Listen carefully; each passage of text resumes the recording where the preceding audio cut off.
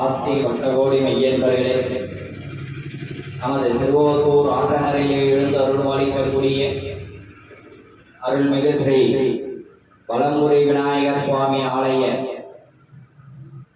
வருடாந்தோறும் இந்த வருட சித்திரை மாதம் பராபவ என்று சொல்லக்கூடிய தமிழ் வருடத்திலே முதல் மாதமாக விளங்கக்கூடிய மேஷ மாசம் என்று சொல்லக்கூடிய சித்திரை மாத சங்கடஹர சதுர்த்தி இன்றைய தினம் நமது ஆலயத்தில் விசேஷமானதொரு அபிஷேகமானது சுவாமிக்கு செய்யப்பட்டு குறைந்தபட்சம் 50 லிட்டர் பாலாபிஷேகமானது செய்யப்பட்டு சுவாமியினுடைய திருமேனி குளிர இந்த வருடத்தின் முதல் மாதத்திலே இந்த சங்கடஹர சதுர்த்தி பூஜையானது சிறப்பாக நடைபெற்றுக் கொண்டிருக்கிறது. இந்த ஆண்டு வரக்கூடிய மாதங்களிலும் இதே போல் இன்னும் சிறப்பாக இந்த சங்கடஹர சதுர்த்தி பூஜையானது நடைபெற எல்லாருடைய பங்களிப்பும் எல்லாருடைய ஒத்துழைப்பும் அவசியம் வேண்டும். ஏன்னா நம்மளுடைய ஆலயத்துல பார்த்தீங்கன்னா வர வர ஜனங்க குறைஞ்சுட்டே வராங்க. முன்னதாக இருந்த பக்தர்கள் கூட்டமானது நாளடைவில் குறைந்து கொண்டே வருகிறது. காரணம் எல்லாம் இப்பதான் செல்லுல டிவியில வீட்லயே பார்த்துக்கிறோம். சுவாமிக்கு வந்தா ஒரு சுவாமி தான் தரிசனம் பண்றோம். நாங்க டிவியில ஓம் டிவி போட்டா எல்லா விநாயகரும் தரிசனம் பண்றோம் அப்படின்னு நம்ம ஆத்திலேயே எல்லா சுவாமி தரிசனம் பண்றோம். நான் அதை தவறு சொல்லல. ஆலயம் தொழுவது காலமும் நன்றுன்னு பெரியவாளும் சொல்லியிருக்கோம். நம்ம என்னதான் எவ்வளவு டெக்னாலஜி வளர்ந்தாலும் சாயரட்ச அந்த மாலை வேளையில் காலையில 4:06 மட்டும்தான் பிரம்ம முகூர்த்தம் சொல்ல கிடையாது. மாலையிலும் அந்த 4 to 6 அந்த பிரம்ம முகூர்த்தம் சொல்லுவோம். அதனாலதான் சாயரட்ச 6 மணி ஆனா நம்ம மாத்துல என்ன பண்றோம்? தீபம் ஏற்ற சொல்றோம். தலையால லைட் போடுறோம். சுவிட்ச் போட்டா லைட் எரியுது.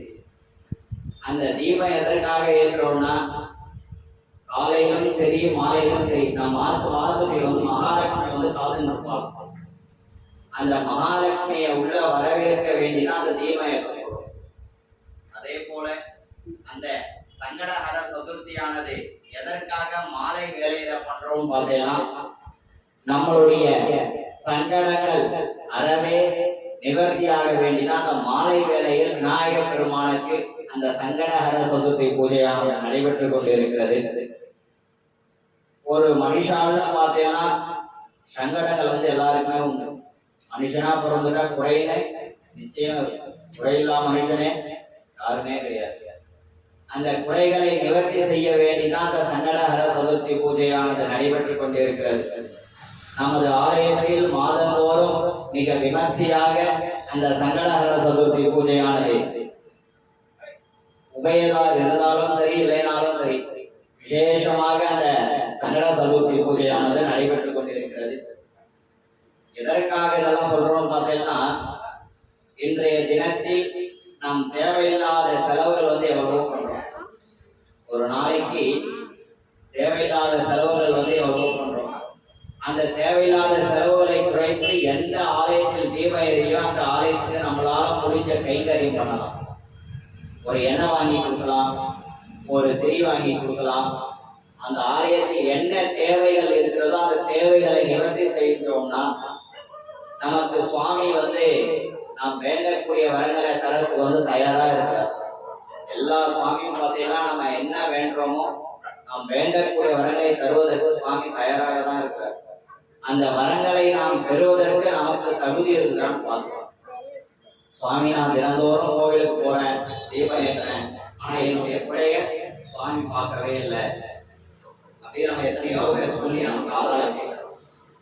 அதெல்லாம் எதனால்னா ஒரு விஷயம் தள்ளி போகுதுன்னா அந்த நாம் வேண்டக்கூடிய வரங்கள் நாம் பெறுவதற்கு இன்னும் பக்குவப்படலை, நேரம் வரலன்னு நம்ம புரிஞ்சுக்கணும். இதெல்லாம் நான் சொல்லல, மகா பெரியவா ஆரம்பத்துல சொல்லணும். ஆகையால இந்த ஆலயத்தை அடுத்த மாத சங்கட சதுர்த்தி பூஜையானது விசேஷமாக நடைபெறும். எதற்காக சொல்றேன்னு பார்த்தா அடுத்த சங்கட சதுர்த்தி அக்னி நட்சத்திர நிவர்த்தியும் சங்கட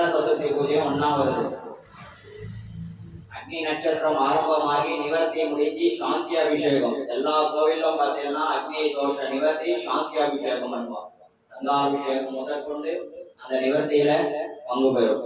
நம்மளுடைய ஆலயத்தில் சென்ற ஆண்டு விசேஷமாக அந்த சாந்தி அபிஷேகமானது நடைபெற்றது. அடுத்த மாத ரிஷப மாசம் என்று சொல்லக்கூடிய வைகாசி மாத சங்கட சதுர்த்தி அந்த அக்னி நட்சத்திர நிவர்த்தி சாந்தி அபிஷேகமானது வெகு விமர்சையாக நடைபெற இருக்கிறது. பக்தர்கள் அனைவரும் நீங்க என்ன வாங்கி கொடுக்கணும்னு பார்த்தெல்லாம் இளநீர் வாங்கி கொடுக்கலாம், சந்தனம் வாங்கி கொடுக்கலாம், பாலுதான் கொடுக்கணும்னு இல்லை. அன்றைய தினமானது விசேஷம். அந்த அக்னியை சாந்தியப்படுத்துவதற்கு இளநீர் எல்லா கோவிலும் பார்த்தீங்கன்னா 108 இளநீர் அபிஷேகம் நடைபெறும், 58 இளநீர் அபிஷேகம் நடைபெறும். நம்முடைய ஆலயத்தில் இந்த வருடம் குறைந்தபட்சமாக ஒரு 38 இளநீர் அபிஷேகம் பண்ணலான்னு தீர்மானிக்கிறோம். ஆகியால எல்லாரும் அந்த உங்களால் முடிஞ்ச கைகரியம் அடுத்த சங்கட சதுர்த்திக்கு அந்த இளநீர், பன்னீர், சந்தனம் எதெல்லாம் நம்ம குளிர்ச்சியாக இருக்கிறோமோ அதெல்லாம் வாங்கி சுவாமிக்கு அபிஷேகம் பண்ணலாம்.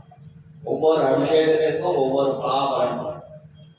ஆகையால நாம மாத்திரம் கோவிலுக்கு வரக்கூடாது. அடுத்த மாதம் என்ன பண்ணணும், நம்ம சேர்ந்த வாரியம் கோவிலுக்கு கூட்டிட்டு வரணும். நாம் பெற்ற இன்பம் பெருகை பையன். நாம் மாத்திரம் சுவாமி பார்த்தா போதாது, எல்லாரையும் சுவாமி பார்க்க அழைச்சிட்டு வரணும். ஆகையால இன்றைய தினம் புஷ்ப அலங்காரமானது செய்யப்பட்டு இருக்குது. சுவாமி பிரார்த்தனை பண்ணிக்கோங்க. தேவதா தேவபக்தாம் சார்வமஸ்ய ஸ்ரீ மணிகிராண்ட கோடி பிரம்மாண்ட நாயகஸ்ய ஸ்ரீ விஜய் விஜய் பவா மகாபலம்பரி விநாயக சுவாமியஸ்ய நமஹ. வான்மொழியில் வளாது பெய்க மதிவலம் சுரக்க, மன்னன் போல் முறை அரசு செய்க, குறைவிலா உயிர்கள் வாழ்க, நான் மறை அரங்கல் ஓங்க, நந்தவம் வேள்வி மல்க, சைவ நீதி விளங்குக, உலகமெல்லாம் ஹரஹர நம பார்வதி பதஜே. சௌந்தியவாதியை பேச சொன்னா மட்டும் வாய் திறக்கிறோம். சுவாமியுடைய நாமாவளி திருப்பி சொல்ல வாய்ப்பே வரல. எல்லாரும் சேர்ந்து சொல்லுங்க. ஹரஹர மகாதேவா, ஹரஹர மகாதேவா, ஹரஹர மகாதேவா. ஸ்ரீ வலம்புரி விநாயக சுவாமி மூர்த்திக்கு ஜெய். ஸ்ரீ வலம்புரி விநாயக சுவாமி மூர்த்திக்கு, ஸ்ரீ வலம்புரி விநாயக சுவாமி மூர்த்திக்கு. ஏகதந்தம் சதுரஸ்தம் வாஷமம் விஷதாரிணம் ரட்டம் லபோதரம் உபகரணம் ரட்டதாதனம் மகாகணபதி தேவதாப்யோ நமः. பிரத்யக்ஷண கிருஷ்ண நீராஜனம்